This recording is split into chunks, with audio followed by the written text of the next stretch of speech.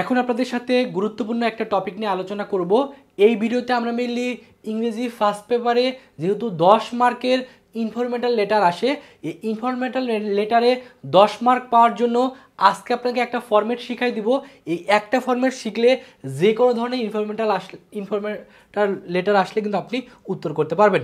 এজন্য অবশ্যই ভিডিওটা সায়েন্স আর্টস কমার্সের শিক্ষার্থীরা প্রথম থেকে শেষ পর্যন্ত দেখবেন। তো প্রথমে হলো ইনফরমেটাল লেটার বলতে সাধারণত আমরা যে লেটারগুলো লিখি সেই লেটারগুলোকেই সাধারণত ইনফরমেটাল লেটার বলে। অর্থাৎ এটা নর্মালি আমরা যে পত্র লিখি সেই পত্রগুলোকে বলা হয়। তো এটা আসলে প্রথম আপনাদের মনে প্রশ্ন আসতে পারে এটা আসলে কয় পেজ লেখা উচিত।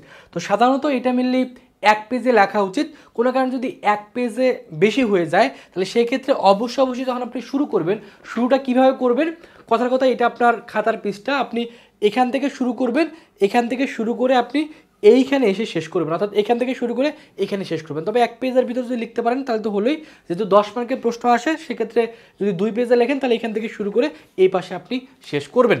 এখন মেনলি আলোচনা করবো যে আসলে প্রশ্ন কীভাবে আসে। তো প্রশ্নটা এইভাবে আসে, দেওয়া থাকে যে write a letter to your friend, সাধারণত ফ্রেন্ডকে লিখতে বলতে পারে অথবা আপনার ব্রাদার বা ছোটো ভাইকে ইয়াঙ্গার ব্রাদারকে লিখতে বলতে পারে, অ্যাবাউট সেখানে বিষয়টা উল্লেখ করে দেওয়া থাকতে পারে। এমন আসতে পারে write a letter to your friend about necessary of news paper. So এইভাবে যে কোনো টপিকে প্রশ্ন আসতে পারে। তো যে কোনো ধরনের টপিক আসলে আপনি কীভাবে উত্তর করতে পারবেন, অর্থাৎ এই ফর্মেটটা শিখলে যে কোনো ধরনের প্রশ্ন আসলে আপনি উত্তর করতে পারবেন। তো শুরুটা এইভাবে করবেন, প্রথমে আপনাকে ডেট লিখতে হবে। অর্থাৎ ডেটটা কি, আপনি আজকে যদি আপনি আজকে পরীক্ষা দেন তাহলে আজকের ডেটটা দিবেন, অর্থাৎ যেদিন আপনি পরীক্ষা দিচ্ছেন সেদিনকার ডেটটা দিবেন।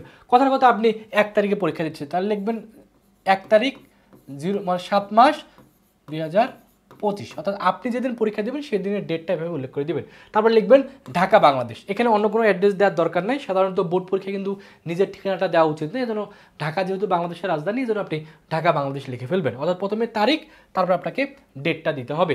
তারপর লিখতে হবে ডিয়ার ফ্রেন্ড। এখানে সবসময় যে ডিয়ার ফ্রেন্ড লিখতে হবে তা না, যদি আপনাকে ছোটো ভাইকে লিখতে বলে তাহলে লিখবেন ডিয়ার ব্রাদার বা ডিয়ার ইয়াঙ্গার ব্রাদার, বা আপনার পিতাকে যদি লিখতে পারে তাহলে লিখবেন ডিয়ার ফাদার, বা যদি আপনার মাতাকে লিখতে পারেন বা মাকে লিখতে পারেন তাহলে ডিয়ার মাদার। অর্থাৎ এই জায়গাটা কিন্তু চেঞ্জ হতে পারে, তবে সাধারণত বন্ধুকে বেশি লিখতে বলে এই জন্য ডিয়ার ফ্রেন্ড লিখবেন।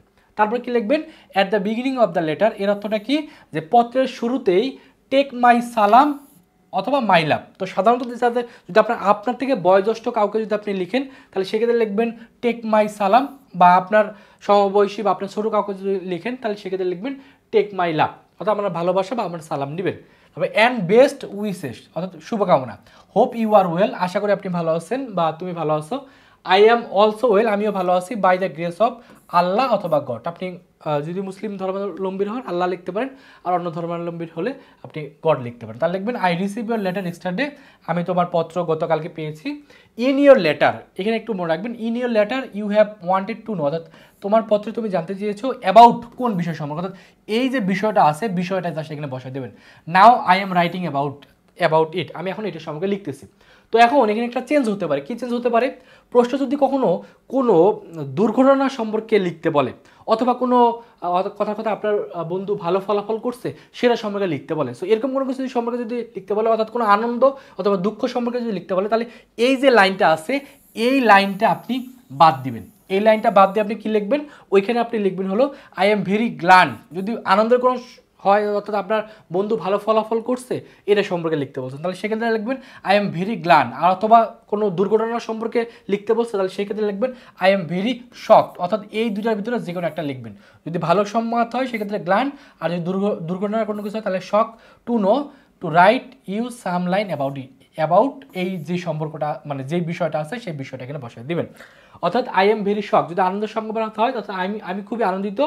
টু নো জানতে পেরে, টু রাইট ইউ এজন্য আমি লিখতেছি কিছু লাইন যে বিষয়টা আছে সেই বিষয় সম্পর্কে। তারপর আপনাকে এখানে 4 থেকে 5টা সেন্টেন্স লিখতে হবে। এখন 4-5টা সেন্টেন্স কীভাবে লিখবেন, এটা মিলে আপনাদের যে কোনো বই থেকে যেই টপিকটা আছে সেই টপিকগুলো একটু রিডিং করে নেবেন, এখানে বানিয়েও আপনি 4 থেকে 5টা লাইন লিখতে পারেন। তবে ফরম্যাটটা এটা ফিক্সড, মানে একটা ফরম্যাটই শেখার চেষ্টা করুন, কারণ অনেকগুলা লেটারে অনেকগুলো ফরম্যাট শিখতে যায়, পরীক্ষা হলে যা দেখা যায় একটা প্রপারলি লিখতে পারে না।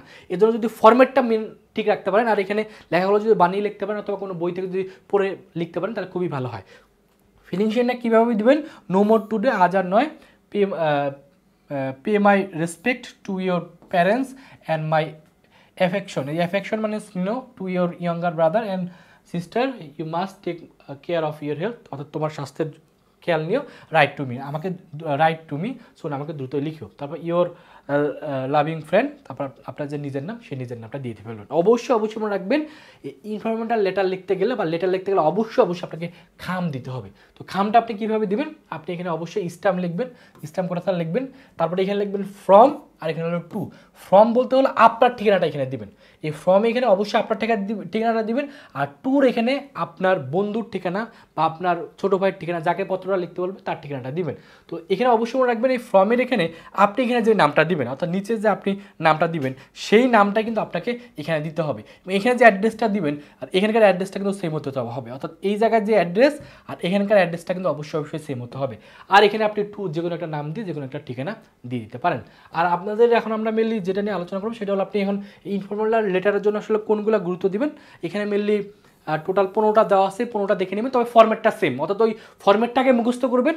আর বাদ বাকি এই যে 15টা আছে এটা একটু জাস্ট মেন যে 4 থেকে 5টা সেন্টেন্স বানায় লিখতে হয় সেখান থেকে মেন টপিকগুলো একটু দেখে নেবেন। তাহলে আশা করি এখান থেকে যদি 10 মার্কের প্রশ্ন আসে এই 10-এর ভিতরে আপনি 9 বা 10 আপনি খুব ইজিলি কিন্তু পেয়ে যাবেন যদি সঠিকভাবে খাম সহ লিখতে পারেন।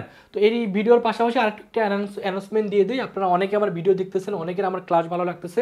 তো যাদের আমাদের ক্লাস ভালো লাগে তারা চাইলে আমাদের ভার্সিটি গুচ্ছ টার্গেট বেসে এখনই যুক্ত হয়ে যেতে পারেন। আপনারা জানেন যে প্রতি বছরই কিন্তু আমরা এই আপনাদের বোর্ড পরীক্ষার পরে যেহেতু আপনাদের ভর্তি যুদ্ধ বা অ্যাডমিশন জার্নি শুরু হয়, সেই অ্যাডমিশনে কিন্তু আমরা অনলাইনে কোর্স করাই। আপনি অনলাইনে কোর্স করে ঘরে বসে অল্প টাকার ভিতরে অ্যাডমিশনের সম্পূর্ণ একটা প্রিপারেশন নিতে পারবেন। কারণ অ্যাডমিশন সম্পর্কে অনেকের ভিতরে একটা ভ্রান্ত ধারণা আছে, অ্যাডমিশনের সময় অনেক টাকা খরচ হয়, বাট আপনি যদি অনলাইনে কোর্স করতে পারেন তাহলে খুবই কম টাকায়, আমাদের এখানে কিন্তু মাত্র 2000 টাকা দিয়ে আপনি কিন্তু 6 মাস অনলাইনে ক্লাস করে অ্যাডমিশনের জন্য ভালো একটা প্রস্তুতি নিতে পারবেন।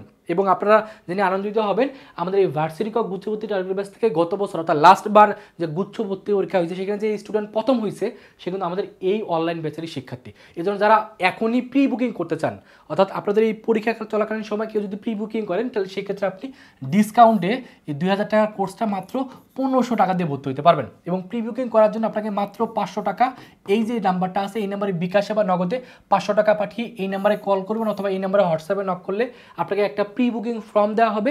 সেই প্রি বুকিং ফর্মটা এখনই ফিল আপ করে রাখবেন। আপনাদের বোর্ড পরীক্ষার পরে ক্লাস শুরু হবে তখন আপনাকে আমাদের গ্রুপে যুক্ত করে নেওয়া হবে এবং বাকি 1000 টাকা দিয়ে আপনি এখানে 1500 টাকা দিয়েই 6 মাস এখানে অনলাইনে ক্লাস করে ভালো একটা প্রস্তুতি নিতে পারবেন। ক্লাসের পাশাপাশি যত ধরনের বই, যত ধরনের ম্যাটেরিয়াল সব কিছু এই কোর্সে ভর্তি হলে আমরা দিয়ে দেবো। কেউ যদি মনে করেন যে না আপনি এখন ভর্তি হবেন না, আপনি বোর্ড পরীক্ষার পরে ভর্তি হবেন, আপনি বোর্ড পরীক্ষার পরে ভর্তি হতে পারেন, সেক্ষেত্রে আপনাকে 2000 টাকা দিয়ে ভর্তি হতে হবে।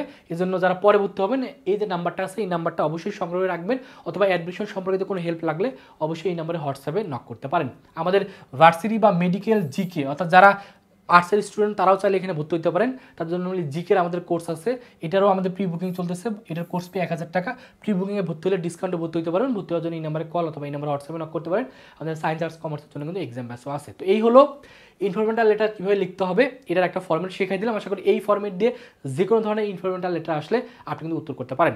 তো ক্লাসটা আপনাদের কাছে কেমন লাগছে এটা অবশ্যই কমেন্টে জানাবেন। আর কোন কোন টপিকের ভিডিও দরকার সেটাও কমেন্টে বলে দেবেন। আমরা চেষ্টা করবো আপনাদের মতামতের উপর ভিত্তি করে আমরা নতুন ক্লাস ভিডিও নিয়ে আপনাদের সামনে চলে আসা। সেই পর্যন্ত সকলে ভালো থাকবেন, সুস্থ থাকবেন, আল্লাহ হাফেজ।